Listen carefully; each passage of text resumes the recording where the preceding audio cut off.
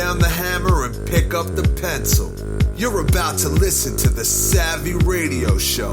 Learn from real-life real estate investors, experience revealed with the Savvy Landlord as your host. What's going on, ladies and gents? This is your friend, Steve VanCauwenbergh. You tuned in to the radio show, The Savvy Show. I don't know what it is.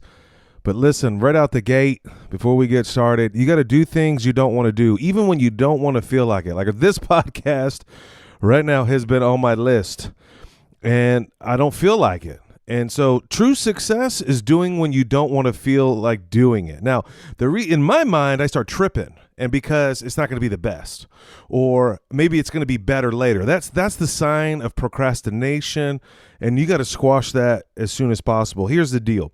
You got to get it done, whatever it is. You got to go meet with a broker. You got to get it done. You got to go to a mixer, a real estate event. You don't want to. You're tired. Something else comes up. You got to push yourself. You got to do it even when you don't want to do it. And if you listen to some podcasts a long time ago, it just seems like every time I don't want to do something, great success is right around the corner just right then. So without further ado, again, I'm just confessing my heart here. I'm not 100. Got a light headache. I just burped. But I'm going to get it going. And hopefully that knowledge will reign on you and that you can propel your business and you can go to the next level. So it's critical. I don't know if you listened to the last episode just before this one. Number 744, man. We're getting up to 800. Wow. Maybe by the end of the year. But you know, I did the podcast for somebody that reached out to me that listened to the Ohio live interview about commercial real estate. Thank you for all you folks that said hi and appreciate it. And if you're wondering if you want to reach out to me, you can and you should. And that's at savvyinvestors.com or savvypodcast.com. You go to the contact. You can send me a form. You could do a voicemail. You can even text me. So, you know, hook your boy up, connect. Let's be friends somehow. But I wrote that podcast for him, and when he said thank you, I was really honored by that.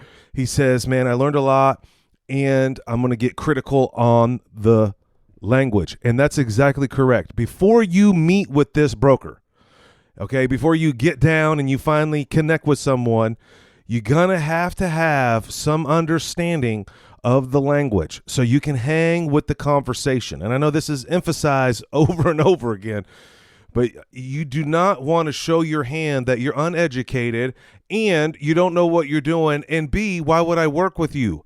So at least take the time and energy, go over it for a couple of days, study some keywords, learn NOI, learn cap rate, learn the market, learn what area you want to get into, and kind of an understanding. And I'm going to cover that right now. So anyway, meeting the broker, you finally connected. Someone said, yes, let's do lunch, or even you're at the event and you want to say hi. Get them talking. Get that broker talking. First of all, you got to find out what their level of success is, what their specialty is. And a quick story is my broker that I've built a relationship with for several years now. What I've really come to terms and realized just recently is that he is a retail broker. This guy specializes in retail. I know for a fact that he hates multifamily. Now, would he broker one of those out? Sure. Would he take my listing on one of my apartments? Sure. But again, these individuals, girls or guys, men or women, whatever, they have a specialty, and make sure that you're in line with their specialty. Okay, and you kind of ask a few questions to get there. Now, I still work with this broker, and I still built a relationship, and I bought land with this individual. I bought a medical building, an office space. We flipped some properties together, but still, I know that his passion is retail, and I do like retail, and I do like flex space. Those are industrial. Those are the areas that I really thrive in. But to get the ball rolling, let's get going here. It says, get this broker talking. Why commercial real estate? It's always fascinating to find out how someone landed in real estate. In single family world, when you go to like a local RIA, it's just like they heard about it, they read Rich Dad Poor Dad. Some of these folks, they never even heard of Rich Dad Poor Dad, and some of these folks are just want to do commercial real estate as a career. They know the numbers are bigger, they know that it's more professional, and it's a career path that's genuine for their skill set or their desire, or someone educated them in that realm. But your question, and authentically, is why did you get in commercial real estate in the first place? Find out where they came from. Were they, worked at a car dealership? I don't know. It's interesting. Even young professionals with MBAs went right from college right into commercial real estate. That's fascinating. And then you have folks that were just agents for a long period of time. But it's just interesting. You need to find out and kind of connect and build a rapport in that element. Number 2 is how long they've been in commercial real estate. You want to need to know, are they a rookie? You're a rookie, obviously, because you're trying to build rapport, but how long they've been in the game, how long they've been in this market, how long what's their passion in that long too. It's like one thing that you want to figure out is like, man, they were really into multifamily and then they got out. And why did they get out? For some reason. And then, try to figure out, you can't come out and say this, but, how many deals have they done? Okay.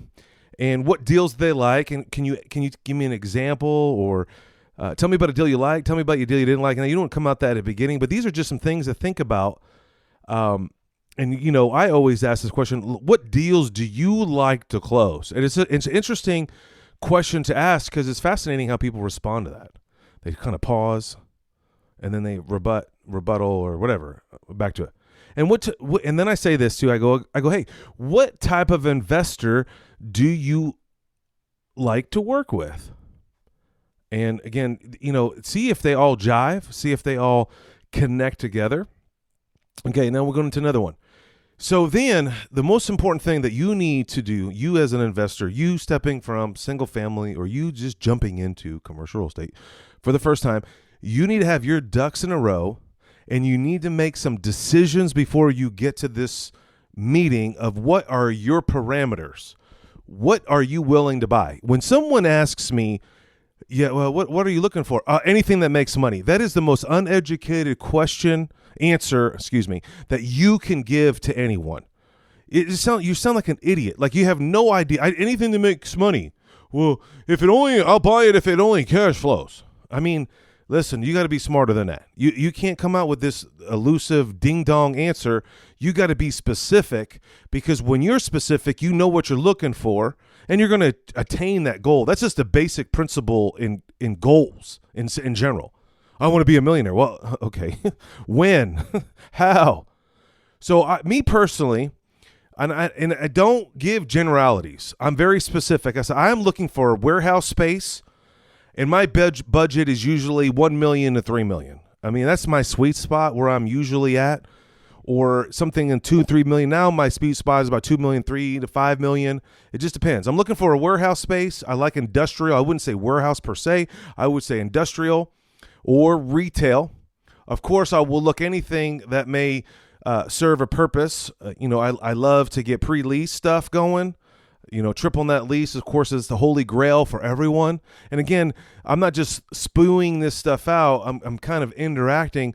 I mean, when I'm telling what I'm looking for, have you seen anything? And then I try to wait for like a kind of rebuttal. Like, what do they see in the market? They might say, hey, I know someone, or I saw a listing just recently. And then some dialogue gets going. And then I say, and again, this is, I think, an important line. I go, the investor, I have dabbled in office space, but I'm not a fan. And it's a true story. Like, I own some office space, and since COVID and before COVID, it has never been an easy parlay of success or wealth. It is a committed just job. And there's nothing wrong with that. I mean, you can get really successful in office space. It's just not my desire. It's just like doing weddings. I used to be in the wedding business, and it's fun entertaining people and being a DJ. Hey. But that's not the space I want to be in. So you could say I dabbled in it as a DJ, but I'm not a DJ anymore. So what it looks like, you could say, in your case, I've dabbled in single, and I wouldn't say the word dabbled, but you're coming from single family, be a little bit authentic there. Try not to talk a lot about you. Try to get just normal, how to win friends and influence people. Try to get that broker talking. Try to get that broker building a relationship with you, wanting to earn your business, and you're basically interviewing this individual. You have to come across with confidence in who you are and that you can deliver, and blah, blah, blah. And then, so I really like, and then the next thing would be, I really like 5,000 square foot flex space. And I say things like, apartments are super hot right now, but, I would entertain, 25 to 50 unit boutique property, which, to be honest with you, I would not. So I wouldn't even have that conversation anymore. But I wrote this down a while back. So let's go over it again. So you got to give them parameters.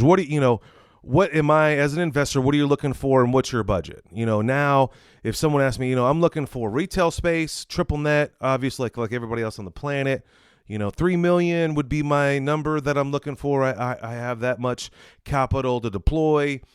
Of course I would look at anything that would serve me or deliver a good return. Again, I know, Mr. Broker, you're out there dealing with all that type of jive. I'm not a big fan of office space. I have a unit I'm looking at selling, and they kind of perk up when I say that. I got a 22 3-story, 11,000 square foot office space. I would always entertain offers on. And then usually if I drop something like that on them, see if they're greedy, see if they want to jump on the listing, and then I kind of downplay it. It's like, I'm stuck in it, I office in it, and I really don't have an ultimate plan, but probably 3 to 5 years. I'm waiting for the market to turn. And honestly, I am, because in my area where this office building is in the path of progress right now. They're building just a ton of stuff around me. I know for sure that in about 3 to 5 years, I'll have a quick 20% bump, and boom, I'm gonna liquidate. That's just me. That's my plan. And then I always kind of, hit them slow, back and forth. Hey, I'm looking for flex space, industrial. I like this location. I like this area.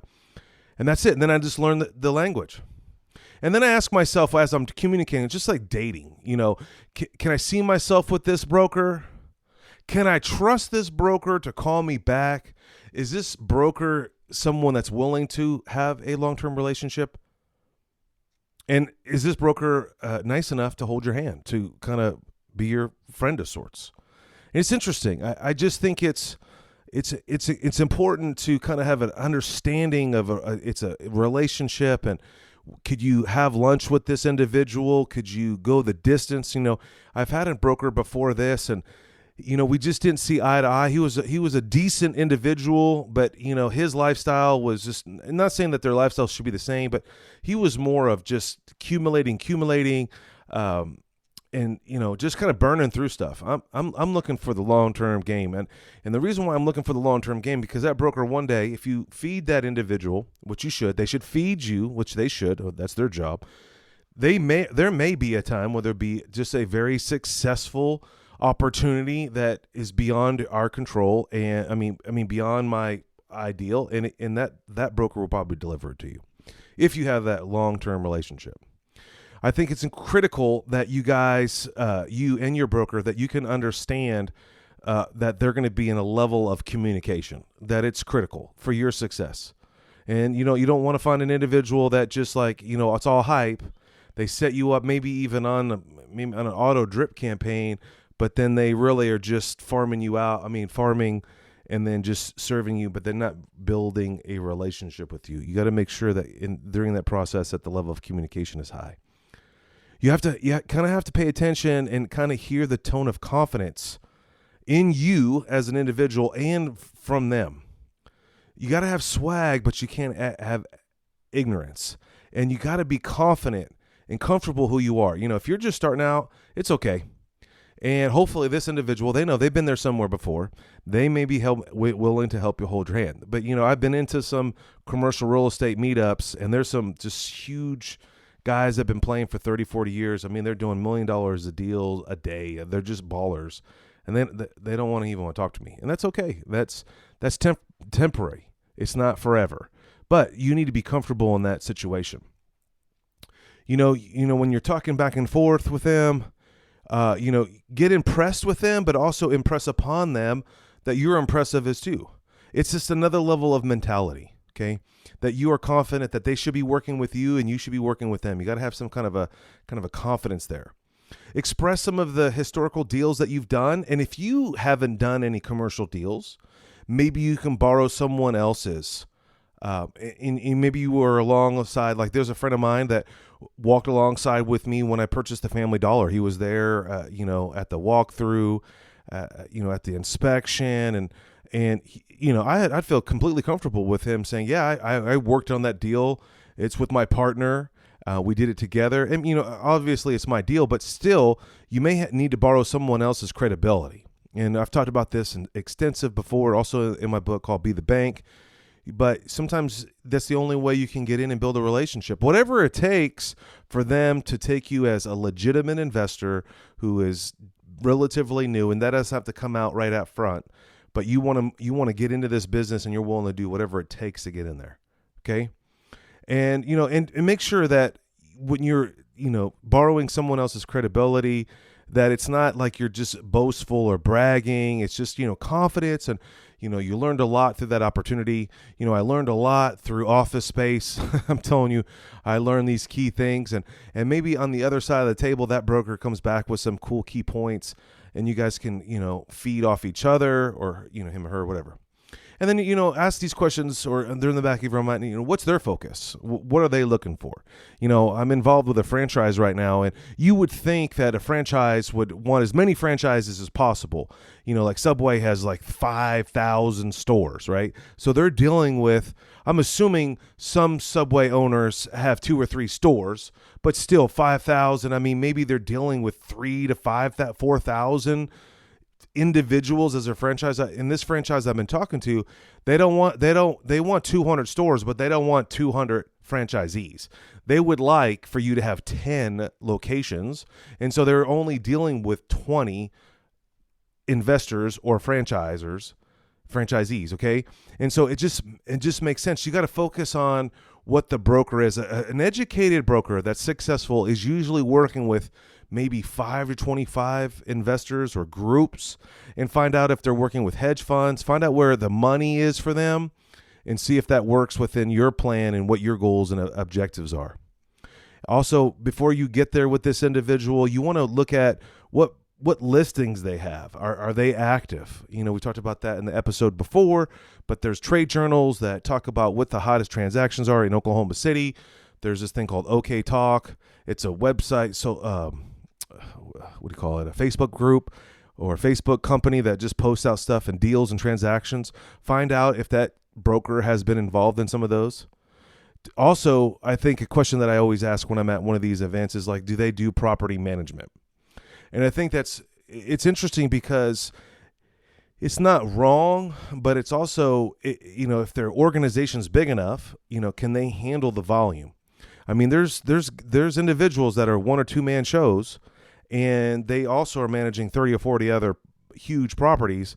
They're really not in on retail and flipping stuff or selling stuff. They're really motivated in property management because of the consistent flow of income. And so find out about that. Does the broker have their own properties? How big are the properties that they manage? So your goal is to connect with them and to get them to serve you deals. And now, again, when they do send you something, you must analyze that deal. Okay. And don't take it words, the page says a specific cap rate or whatever. You need to calculate that cap rate yourself. You need to run the numbers yourself. You need to understand the deal. And then you also need to provide feedback. If someone emails you in this game of professionalism, you must email them back. I know this young generation does not respond. I know I got a 12-year-old, a 13-year-old, and a 15-year-old. I text them, they don't respond. I know they read the text message, but they're too busy. No, you've got to respond. You've got to connect with them. And it's just an interesting opportunity, and you'll get through this. And if anybody has any more questions, this is my follow-up on how to build a rapport with a broker. So you finally get in the commercial, you've kind of eyeballed some folks, and now you're setting up a lunch or some coffee. And these are the kind of the nuances. You might want to re-listen to this again. I'm not 100 at the moment, but I'm 100 for you. And if you have any questions or comments, or you want to know more, let me know. Go to my website, savvypodcast.com, fill out the form, whatever. Let your boy know. I appreciate you. If this helped you in any way, do let me know. Pass it on, share it, give me a review. Let's grow together and go buy assets. Thanks for listening to the Savvy Radio Show. Glide online and listen to our other motivating episodes at savvyradioshow.com. Connect on Twitter at LandlordBook, and always be buying assets.